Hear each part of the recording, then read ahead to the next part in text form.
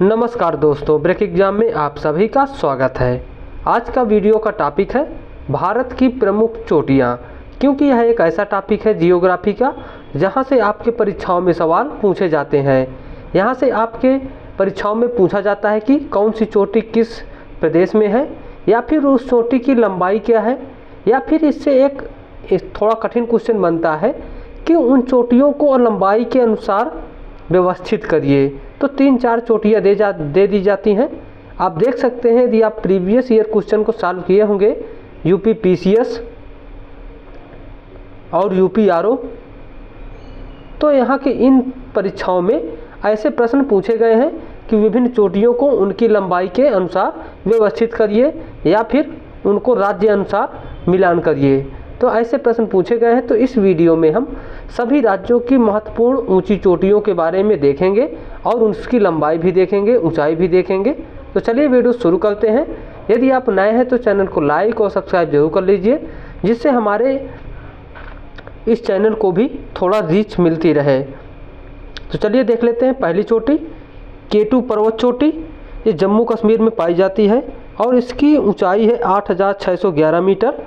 तो केटू पर्वत चोटी जम्मू कश्मीर में है और 8611 मीटर है। याद रखिएगा, ये पार हिमालय की चोटी है, पार हिमालय की चोटी है केटू पर्वत चोटी।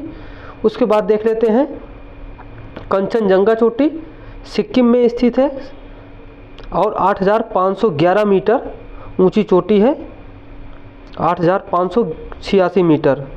तो 8586 मीटर कंचनजंगा चोटी की ऊंचाई है। उसके बाद नंदा देवी चोटी देख लेते हैं। मोस्ट इम्पॉर्टेंट है नंदा देवी चोटी, उत्तराखंड में स्थित है और इसकी ऊंचाई है 7816 मीटर।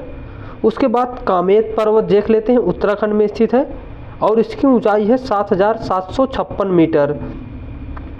उसके बाद साल्टोरो कांगरी चोटी देख लेते हैं, जम्मू कश्मीर में स्थित है। इसकी ऊंचाई है 7742 मीटर, इसकी ऊंचाई है।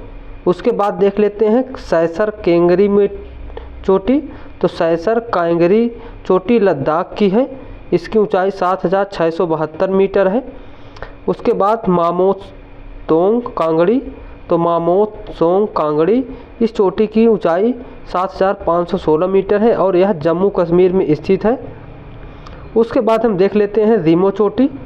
तो रीमो चोटी की ऊंचाई जम्मू कश्मीर में 7385 मीटर है और यह जम्मू कश्मीर में स्थित है।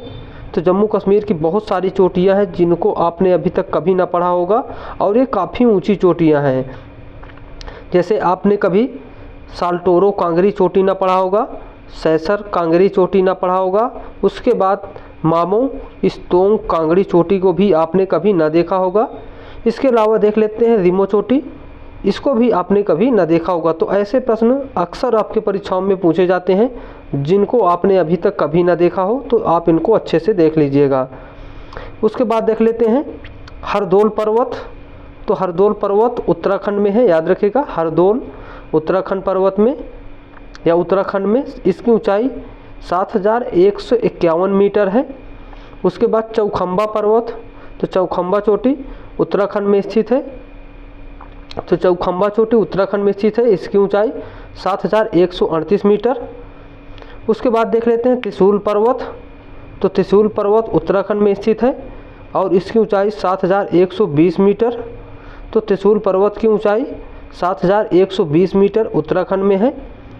उसके बाद कांगतो पर्वत, इसकी ऊंचाई क्या है, अरुणाचल प्रदेश में 7060 मीटर है। कांगतो पर्वत चोटी की ऊंचाई 7060 मीटर है। उसके बाद रोपुरगिल चोटी, ये हिमाचल प्रदेश में स्थित है, याद रखिएगा, रोपुरगिल चोटी 6816 मीटर है, याद रखिएगा, रोपुरगिल। उसके बाद हम देख लेते हैं सरमती पर्वत की चोटी नागा हिल्स में है, नागालैंड में 3826 मीटर है। तो सरमती चोटी नागालैंड में है, सरमती याद रखिएगा, सरमती। उसके बाद संदप्फू, तो संदप्फू चोटी कहाँ पर है, पश्चिम बंगाल में, संदप्फू। तो संदप्फू चोटी पश्चिम बंगाल में, इसकी ऊंचाई 636 मीटर या 3636 मीटर। उसके बाद माउंट 150, तो माउंट 150 चोटी मणिपुर नागालैंड सीमा पर स्थित है और इसकी ऊंचाई 2994 मीटर। उसके बाद अनाईमुड़ी की चोटी पश्चिमी घाट केरल में स्थित है, अनाईमुड़ी की चोटी, और इसकी ऊंचाई 2695 मीटर है। इसके बाद और हम कुछ महत्वपूर्ण चोटियों के बारे में देखते हैं। इसके बाद हम देख लेते हैं दोडा बेट्टा, काफ़ी इम्पोर्टेंट है, नीलगिरी की चोटी है, तमिलनाडु में पाई जाती है, 2637 मीटर इसकी ऊंचाई है। उसके बाद हम अरामकोंडा चोटी देखते हैं, पूर्वी घाट का यह चोटी है, सबसे ऊंची आंध्र प्रदेश में है और 1680 मीटर इसकी ऊंचाई है। उसके बाद सोमेश्वर किला है, चोटी बिहार में है, 880 मीटर है, सोमेश्वर किला बिहार में 880 मीटर। उसके बाद बैलाडीला रेंज छत्तीसगढ़ में है, 1276 मीटर। तो उसके बाद 1276 मीटर है बैलाडीला रेंज छत्तीसगढ़ में। उसके बाद सोसोगोर तो पश्चिमी घाट में है, गोवा में 1166 मीटर सोसोगोर पर्वत। उसके बाद हम देखते हैं गिरनार पर्वत की चोटी गुजरात में स्थित है और इसकी ऊंचाई है 1069 मीटर।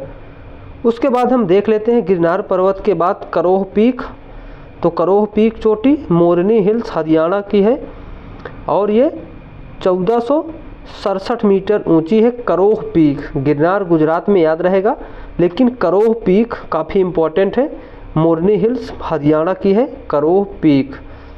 उसके बाद देख लेते हैं पारसनाथ, मोस्ट इम्पॉर्टेंट है, पारसनाथ की चोटी झारखंड की है और 1370 मीटर इसकी ऊंचाई है। उसके बाद मुल्लयनगिरी चोटी पश्चिमी घाट की है, कर्नाटक में 1930 मीटर ऊंचाई इसकी चोटी है। उसके बाद हम धूपगढ़ की चोटी देख लेते हैं। धूपगढ़ सतपुड़ा पर्वत की सबसे ऊंची चोटी है, मध्य प्रदेश में स्थित है, 1350 मीटर इसकी ऊंचाई है। उसके बाद कलसूबाई की चोटी पश्चिमी घाट महाराष्ट्र में स्थित है, कलसूबाई 1646 मीटर ऊंची चोटी है। उसके बाद सापुतारा चोटी गुजरात में है, सापुतारा चोटी और 1900 मीटर इसकी ऊंचाई है। उसके बाद शिलांग पीक खासी हिल्स में मेघालय में है, 1965 मीटर ऊंची है। उसके बाद फोंगपुई राष्ट्रीय उद्यान मिजोरम में है, 2157 मीटर ऊंची चोटी है। उसके बाद सरमती चोटी फिर से आ गई, नागालैंड में है।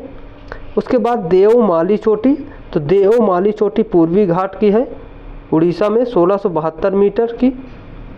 उसके बाद गुरु शिखर चोटी अरावली राजस्थान में है, गुरु शिखर की, और 1722 मीटर इसकी ऊंची चोटी है। तो यहाँ तक ही आज की चोटियों का टॉपिक रहेगा। आपको वीडियो कैसा लगा कमेंट में ज़रूर बताइएगा। यदि आपको इस वीडियो का PDF प्राप्त करना हो तो प्लीज़ हमारे टेलीग्राम पर चैनल पर जुड़ जाइए, वहाँ पर हम आपको इसका PDF प्रोवाइड करा देंगे और वहाँ से आप इसका PDF डाउनलोड कर सकते हैं। तो चलिए दोस्तों, मिलते हैं आपसे फिर से नए वीडियो में, तब तक के लिए thank you, bye, thank you for watching break exam.